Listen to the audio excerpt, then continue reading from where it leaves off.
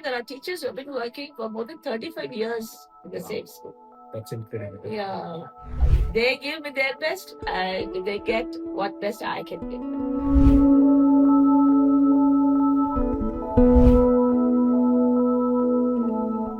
Because as leaders, retention is also very important. How long we can retain our team and help them grow is a very important leadership aspect to look into. What leadership traits that you could see early in life? That leadership quality is being revealed. It comes naturally. That responsibility, sincerity. They're not lazy. They'll be punctual. They'll be regular. So all these traits, I found that even in you. If you had to share one leadership lesson from classroom to boardroom, what would it be? So managing students is a tough job. Managing teachers is still a more difficult job. She has her own positive side and negative side. Normally, I don't focus more on the negative. I just throw light on the positive side. If you had a chance to speak to your inner self as a mother, and what would you tell her to worry less about? Yeah, as a younger mother, I had a lot of questions before me, like how will our future be, what the future of the children, all the efforts that we put in will be fruitful or not, all that.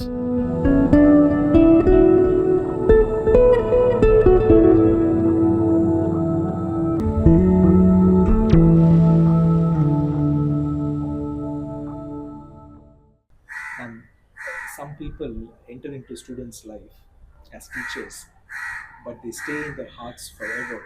And you're one of those rare people, rare teacher for me, who always stay in my heart. So it's a privilege and an honor to have begin this conversation with you today. So thank you so much for offering your time. Okay, thank you so much, Joseph. And you began your journey in a classroom as an English teacher, so that's how I remember.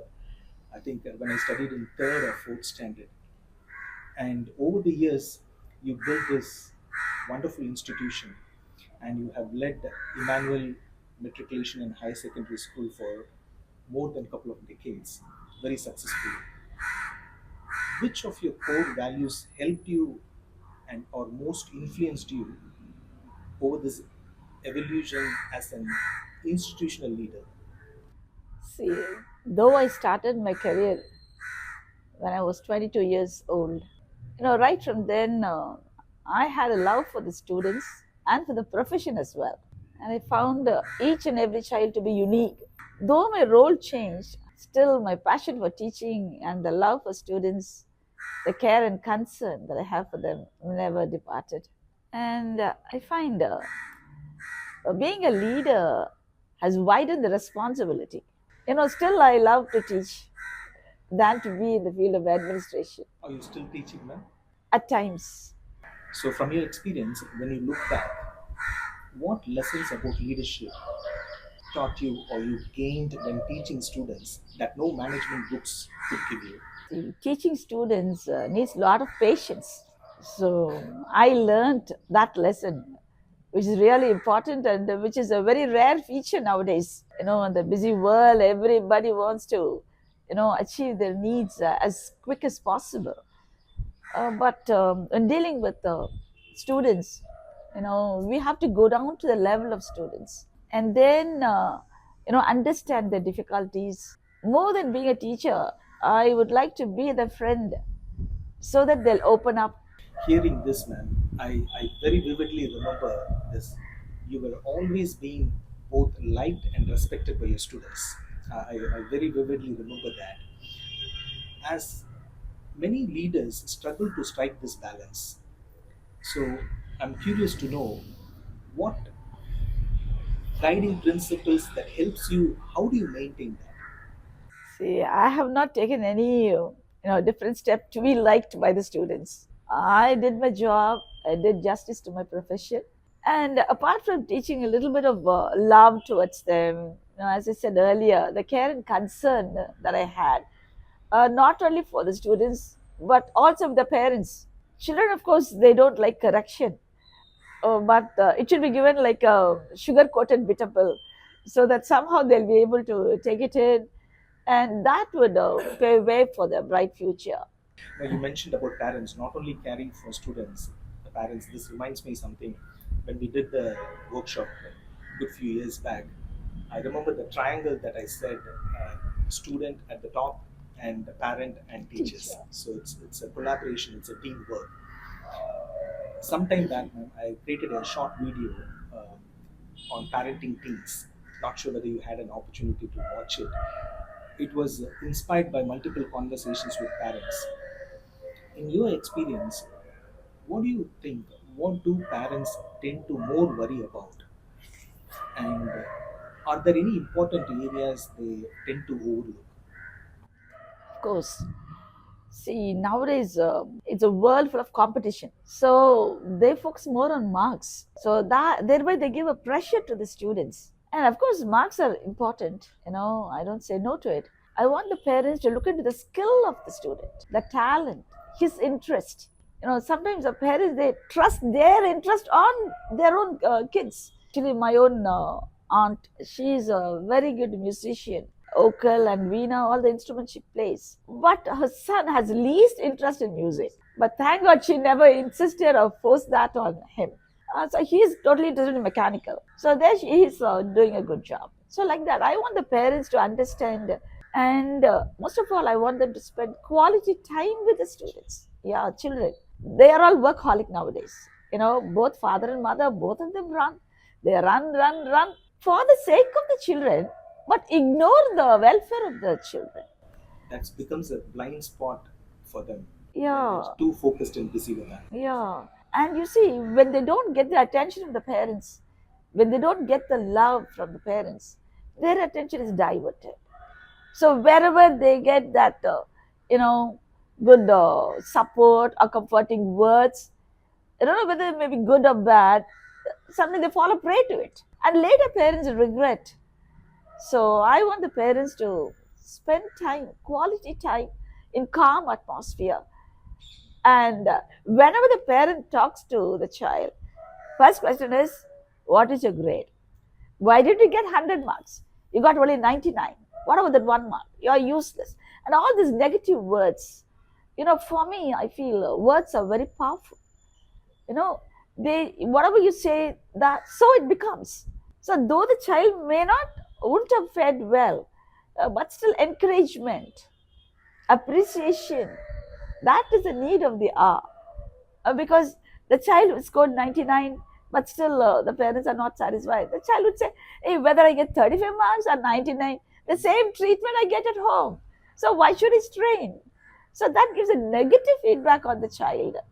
So I want the parents to be very aware of what they speak about the child and how much time they spend. Sometimes, we as teachers, we find out the problem the child faces in the visual. There are problems in listening skill. Then we tell the parent better take them to the doctors and check. They don't prioritize that. So I don't have leave now. Let me do it. They postpone, and later they see the consequence. And another thing which I want the parent to know is too much of pampering, because the single child concept is there. So concentrated love is being overpoured.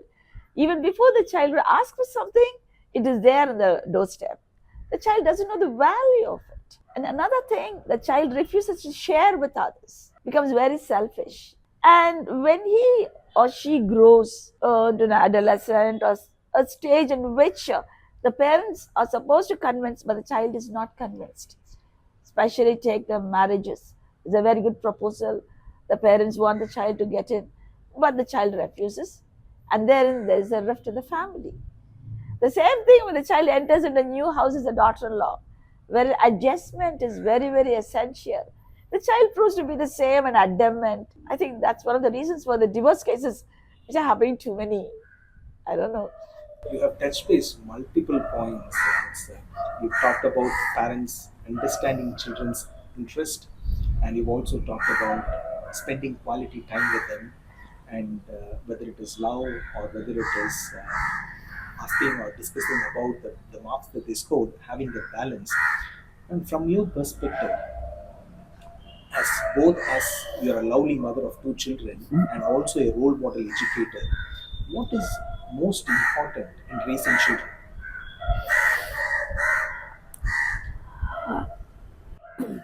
There are a lot of things that are necessary.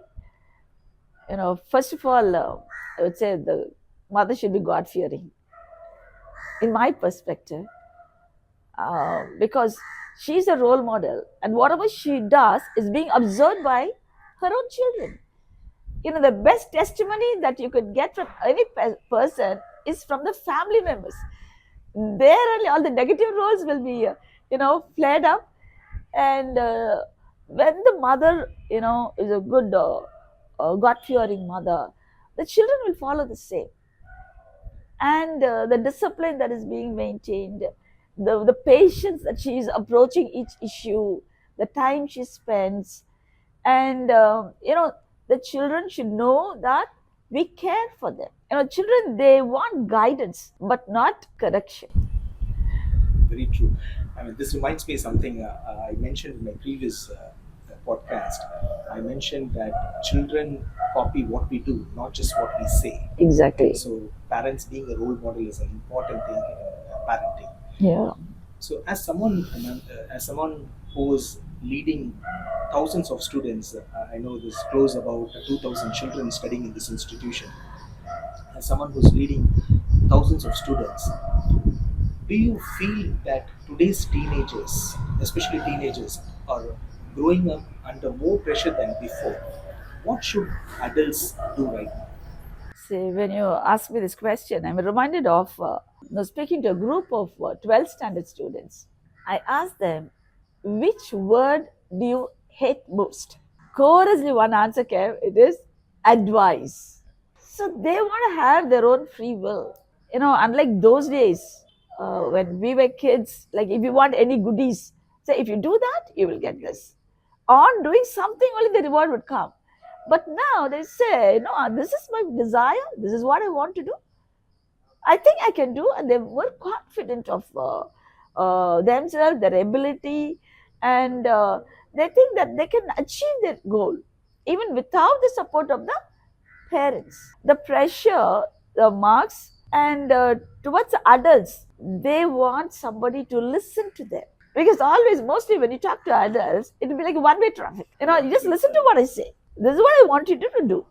But nowadays, children, they said, you listen to me. This is my desire. This is what I want to do. Are they ready to get your guidance, but not always pointing out your mistakes and criticizing? That is demotivating them. So more of a collaboration and a two-way conversation always helps. Yeah, It's very exactly. true. Now you mentioned about the academics as well. Not every child excels academically. Each child has different talents, as you mentioned, Yeah. different talents and their strengths.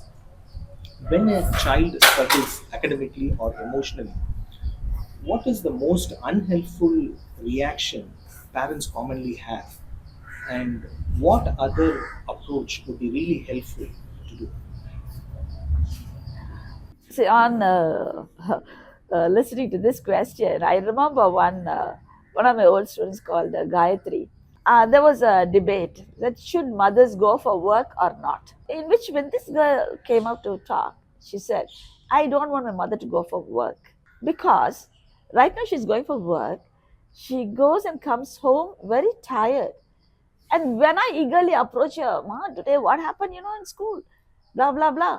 She said, "No, stop. I'm having a headache." So then the child is emotionally, she's discouraged. She says, "I don't have anybody with whom I can share." Mothers, as I told you earlier, are either mother or father, both parents. They are the well wisher. We are the second parents. Okay. So they have more responsibility. And I want them to spend quality time and not to talk about academics all the time. When you open the topic of scoring mark, the child will shrink and he'll maintain distance. And in due course of time, the same pressure is given in school also for scoring low marks. And that leads to inferiority complex. The child will isolate. And even in the society, the child will not be able to come up, though he's talented, because he's not being encouraged. So I want the parents to know their strength, to know their interest, in which way they can be of some help and support to the child to come up in achieving the goal. Because self confidence is very important. Exactly. Yeah. So whatever they do, they need to be confident in it. And someone, you have shaped young minds for decades now. What are the qualities that predicts success in life, regardless of academics? Success covers a very vast area, and success doesn't come overnight. It's a lifelong process. See, first of all, I would say to achieve success, they should put in their heart and soul together, and there should be consistency. They want to achieve something great. There may be failures. Nowadays, children are very sensitive. Even a small disappointment, they are not able to accept. And you know, heard a child whose father refused to get her an ice cream. She committed suicide. And recently, in our own school, a girl studying in 12th standard, she was absent for quite a long time. So we had to call for the parent, and she's a single parent. When we inquired, you know, the child didn't open up at all, even to the mother. Then later, she said, my friend is not talking to me, so I don't want to go to school. They are so very sensitive. Parents should handle them with care. Every parent wants a child to be very successful. Whichever career he is going to step into, that support should be there. It's very important. That's why I raise the question as when they struggle emotionally, how do parents and teachers, Yeah, we all yeah, facilitate them yeah. and support them with whatever they're going through and help them to come out of it, give that emotional stabilization. So, yeah, that's very important. Some parents, you know, they themselves have a lot of struggle, and they just reflect that on the child. So that is also emotionally the child is being disturbed.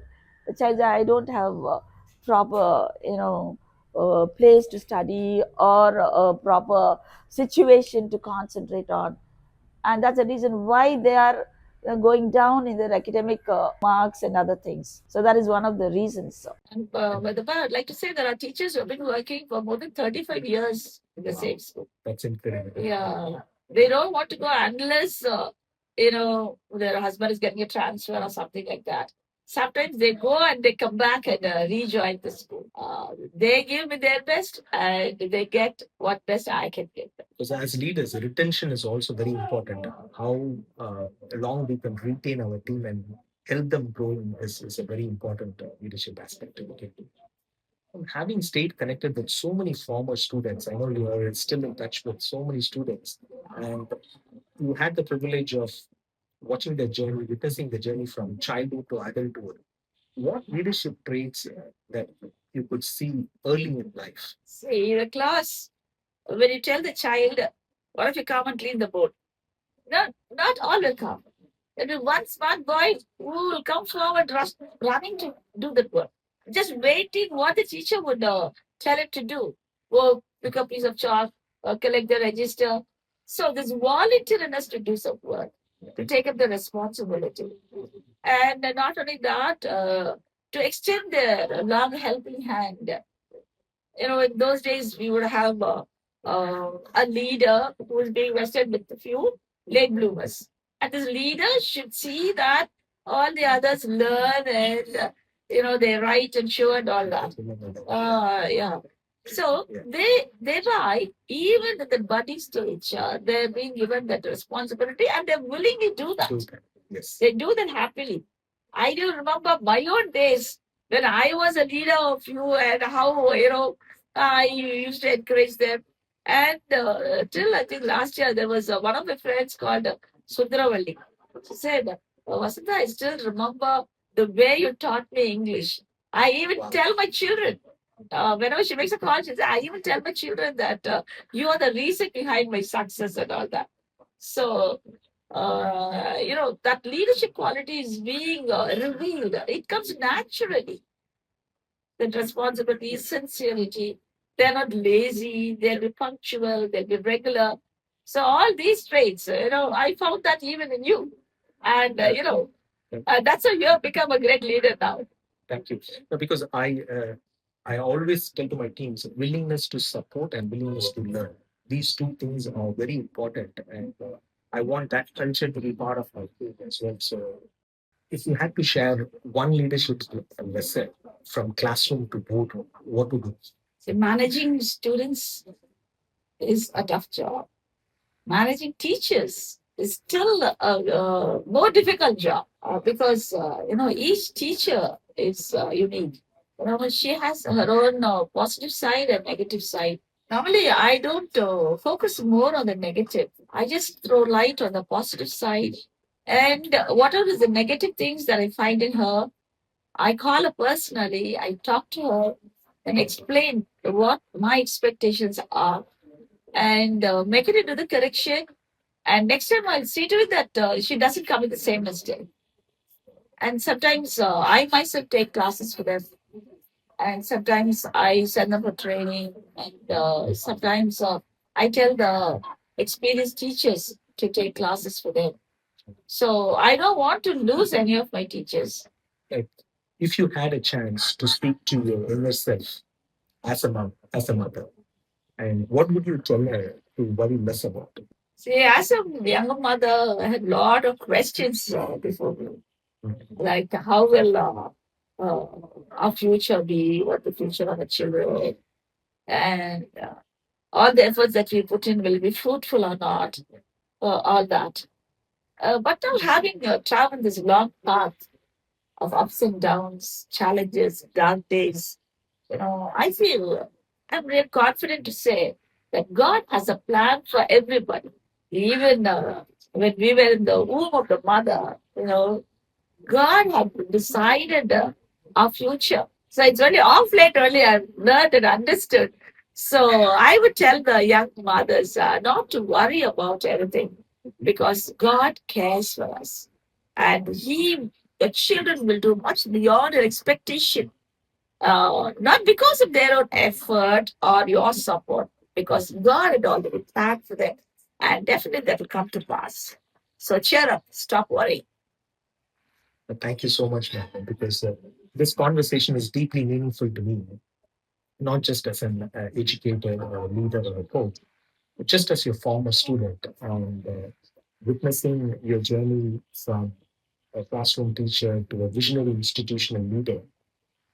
You're still continuously sharing your experience, and I'm very grateful for the time that you have shared and grateful for the values that you've modeled and the lives that you have shaped and the generosity with which you're continuing to support with your insights.